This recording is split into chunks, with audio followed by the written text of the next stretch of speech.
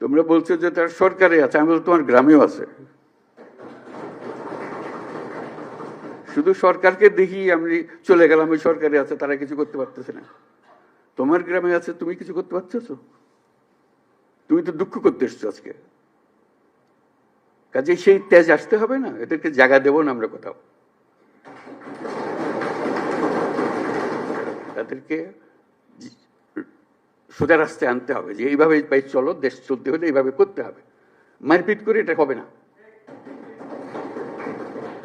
যদি বল তারা সে আমারে পিটবে আমি পিটবো, এটা এই পিটাপিটির শেষ কোনোদিন হবে না। তাদেরকে বোঝাতে হবে তোমাদের রাস্তা ভুল, যা করেছো মাপ চাও। তোমরা বিচারের কথা বলেছো অনেক সময়, বিচার তো হবে, বিচারের কাজ সরকারের দায়িত্ব বিচার করা। এবং তোমরা তাৎক্ষণিক বিচার চেয়েছো, এখানে অনেকে তাৎক্ষণিক এক্ষুনি বিচার চাই। বিচারের মুশকিল হলো যে তাৎক্ষণিক হয় না এই জিনিস, কারণ তাৎক্ষণিক হতে হলে অবিচার হয়ে যায়।